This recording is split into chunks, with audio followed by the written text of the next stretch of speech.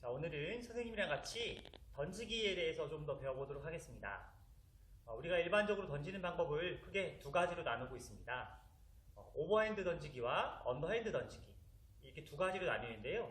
쉽게 얘기하면 오버핸드는 어깨 위쪽에서 던져지는 형태를 오버핸드 스로우, 어깨보다 아래에서 던져지는 것을 언더핸드 스로우로 구분을 합니다.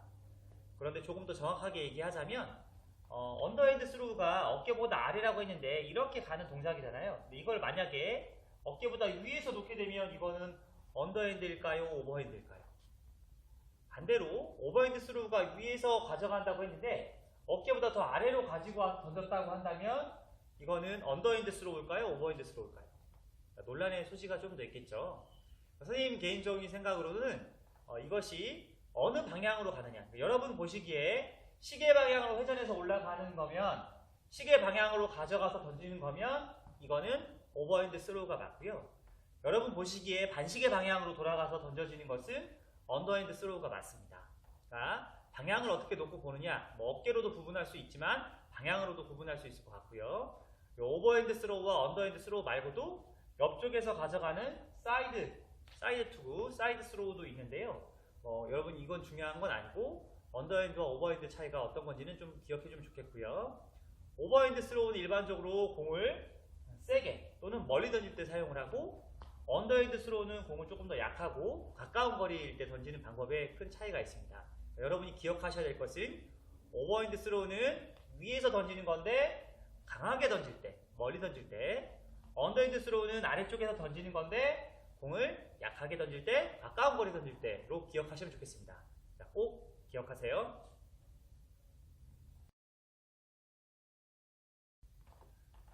자, 그렇다면 이제 우리가 언더핸드 던지는 것을 먼저 배워보도록 할 텐데요. 언더핸드는 어깨를 기준으로 어깨보다 아래쪽에서, 여러분 보시기에 반시계 방향 쪽으로 던지는 거라고 했지 않습니까?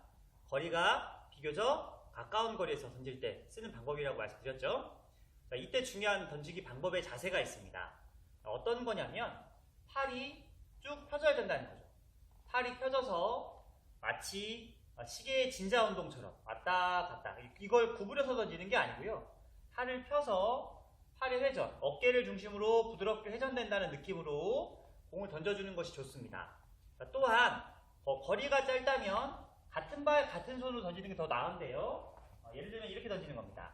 자, 이 팔의 움직임으로, 팔의 움직임만으로 팔이 구부러지지 않고 팔이 펴진 상태에서 그대로 놓는 겁니다. 이거를 어떤 친구들은 이렇게 구부려갖고 놓는데 이러면 정확도가 틀려지거든요.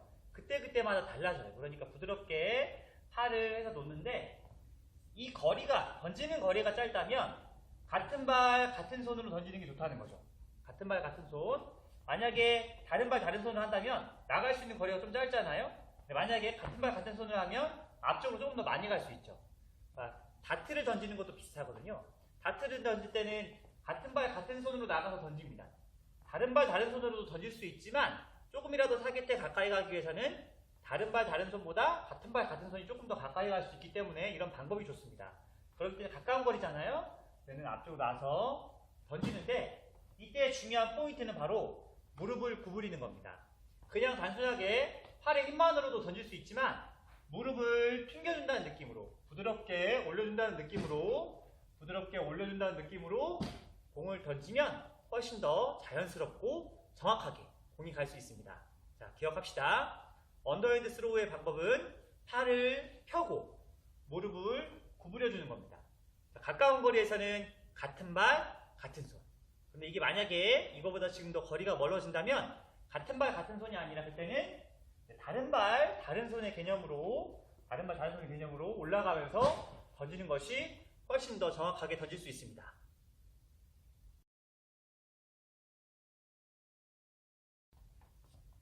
자, 우리가 공을 던져주는 것을, 특히 그 중에서도 우리 편에게 공을 던져주는 것을 패스라고 합니다.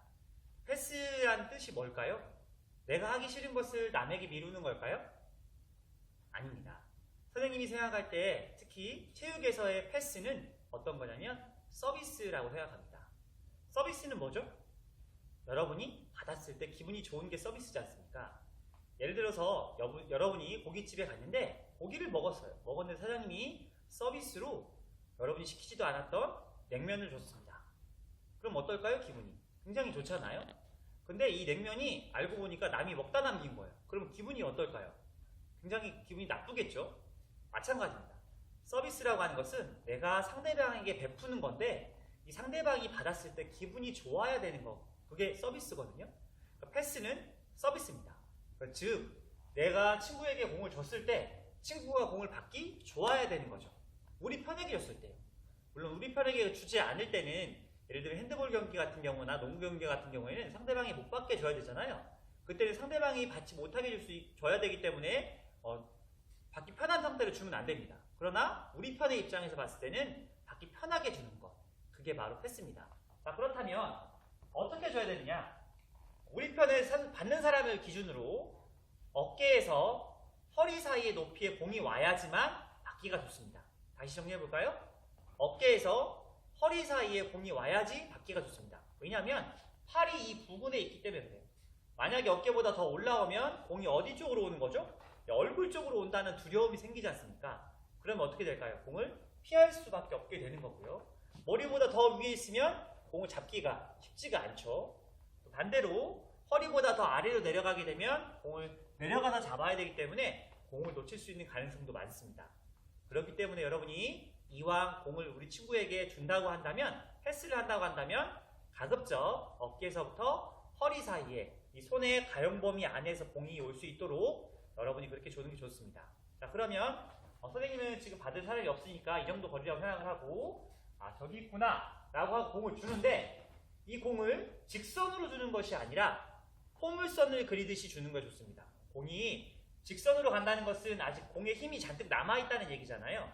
그러니까 공의 힘이 정점을 찍었다가 자연스럽게 떨어질 때, 즉 포물선을 그려서 부드럽게 떨어질 수 있도록 공이 올라갔다가 내려갈 수 있는 형태로, 올라갔다 내려갈 수 있는 형태로 공을 주는 게 굉장히 이상적입니다. 자, 정리해볼까요? 공을 받는 높이는 어깨에서부터 허리 높이, 그리고 공이 포물선을 그리고 떨어질 수 있게끔 받을 수 있게끔 주는 게, 포물선을 그린 후 떨어져서 받을 수 있게끔 주는 것이 좋습니다. 아시겠습니까?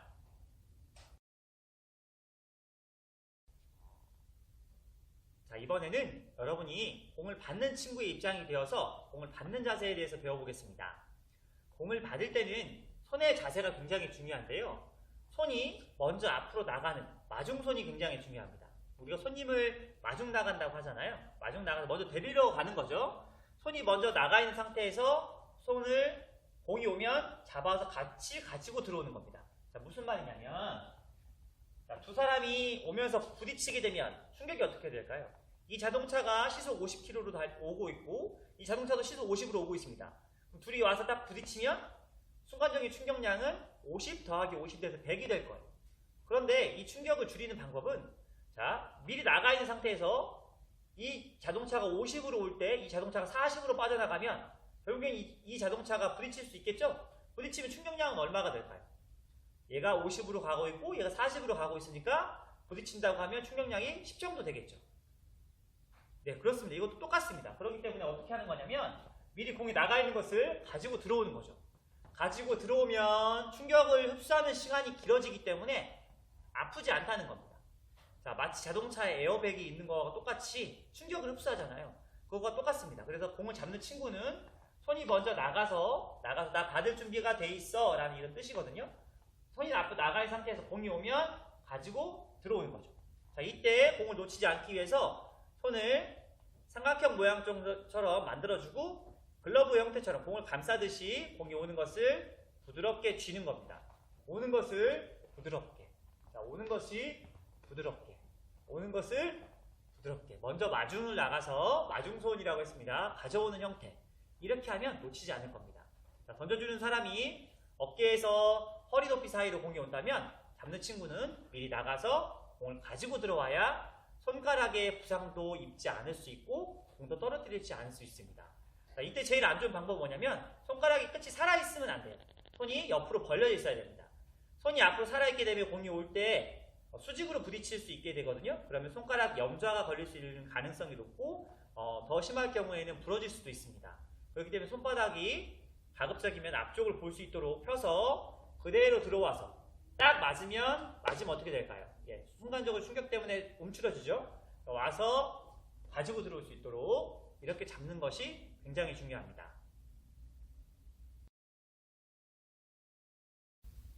언더핸드 방법으로 던질 때 중요한 것 중에 하나는 바로 발입니다. 던지려고 하는 손, 그러니까 거리가 3, 4m 정도 될 때는 같은 발, 같은 손이 나가서 던져도 되지만 3, 4m보다 더 먼 거리, 예를 들면 5에서 10m 거리는 발을 던지는 손과 반대 방향으로 들어주는 게 훨씬 더 좋습니다. 그때 중요한 것이 뭐냐면 이 앞발이 나가는 발의 방향인데요. 내가 던지려고 하는 사람, 또 던지려고 하는 물체 방향 쪽을 향해서 이 발끝이 가리키는 게 굉장히 중요해요. 오버핸드와 언더핸드의 차이점 중에 하나가 또 뭐냐면 나중에 배우겠지만 오버핸드 같은 경우에는 이쪽으로 던지려고 한다고 하면 측면을 바라보고 옆에서 90도 방향으로 가는 반면 언더핸드는 던지려고 하는 방향을 정면으로 바라보고 가는 방법이거든요. 자, 언더핸드는 정면으로 바라보고 간다. 그렇기 때문에 나가려고 하는 끝이, 발끝이 그쪽을 향해서 정확히 가리키는 게 좋습니다. 이때 던지려고 할 때 이 던지는 손의 반대손이 나갈 때 같이 나가고 하나 털어줬죠? 하나 당기면서 둘, 하나 둘 이렇게 가는 형태가 좋습니다. 그러면 방향이 맞죠? 이 방향이 가리키면서 당기면서 가는 거 부드럽게 마치 여러분이 수영을 배웠을 때 자유형의 물을 할 때 당기면서 앞으로 나가잖아요. 그것과 동일한 겁니다. 좀 더 힘차게 당기면서 가면 반동이 부드럽게 가는 거죠. 좀 더 먼 거리에서 한번 보겠습니다. 같은 발과 같은 손으로 중심을 잡은 상태에서 하나 빠르게 하나 둘 형태로 가면 조금 더 편하게 여러분이 던지고 받을 수 있는 활동이 될 수 있을 것 같습니다.